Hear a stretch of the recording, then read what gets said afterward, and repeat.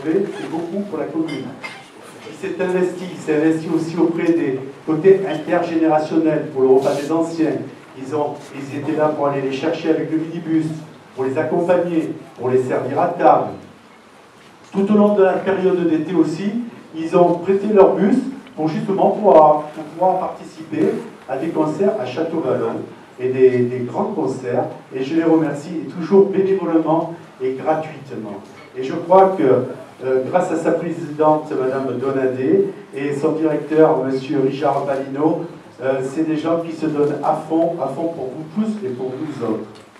L'école de musique, j'ai vu son président ici, Monsieur Verman.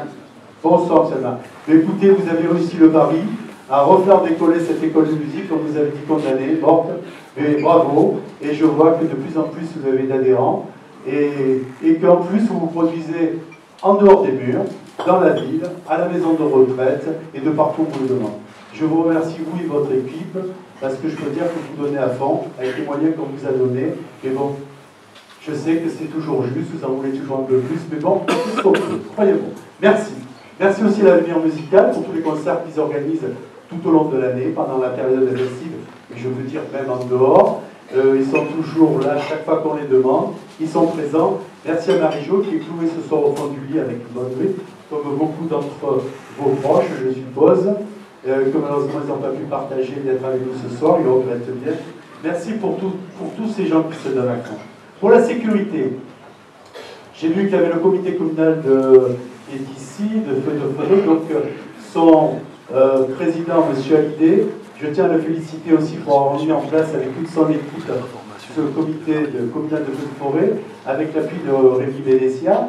Et grâce à vous aussi pour les interventions de sécurité que vous faites, qui est appréciée de tout le monde. J'ai eu des compliments à faire par la commune du Castellet des conseillers qui m'ont dit, écoute, les interventions, tout ce qu'on nous a fait voir, tu peux féliciter donc ton équipe, ils sont vraiment extraordinaires, on a beaucoup appris. Donc vous voyez qu'il n'y a pas que le Bossé qui vient, il y a aussi toutes les autres associations extérieures qui sont là. Et les associations de la commune du Bossé ont beaucoup appris et apprécié aussi les premiers gestes qui sortent. Et je crois que c'est quand même très important. Merci. Et aussi merci d'avoir décroché le pavillon orange. Grâce à vous, prochainement, on va monter à Paris pour aller le chercher.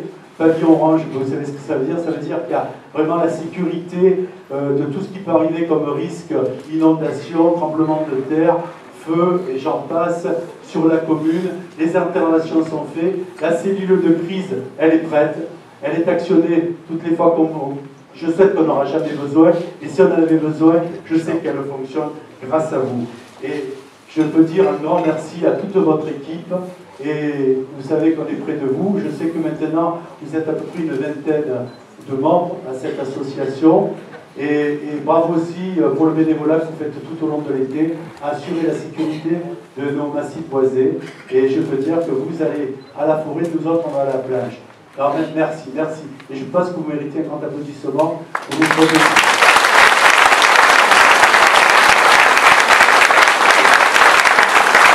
Je remercie aussi monsieur Abaziou, Nicolas, Nicolas. Bon, je sais qu'il est par là. Donc c'est monsieur sécurité de la commune, c'est lui qui visite tous les bâtiments. Mais comme vous avez pu apprendre, on a eu de gros soucis avec nos bâtiments, malheureusement. On ne savait pas tout. On fait face. On est là, on se remonte les manches, y croyez-moi, qu'on a prouvé encore là, dernièrement, que vous avez su, on a été obligé de fermer la maison des arts pour des raisons de sécurité, donc elle est fermée. Bientôt, très prochainement, des travaux vont être entamés, et j'espère qu'on pourra la réouvrir toute refaite à partir de, on va dire, fin d'année 2018. Pareil pour l'établissement Marius-Marie, on a des gros problèmes de toiture, d'infiltration d'eau, donc ben là c'est pareil, on va au moins faire la toiture avant de refaire les bâtiments. Après, ben, vous avez appris comme moi, entre la bûche de Noël et la galette des rois, on a été obligé de fermer l'école Malraux, malheureusement. On comptait faire des travaux tout simplement de carrelage. Et bien entendu, quand on nous a demandé avant de faire les travaux si on avait le retour de la sécurité et si l'intervention de l'amiante avait été faite, on a cherché qu'il n'y avait rien qui avait été fait pendant les 3 dernières années. Bon, mais c'est pas grave, On s'est mis, on a fait faire ce qu'il fallait, on a fermé l'école. En attendant, on a reclassé les 8 classes. 8 classes, ça représente plus de 180 personnes.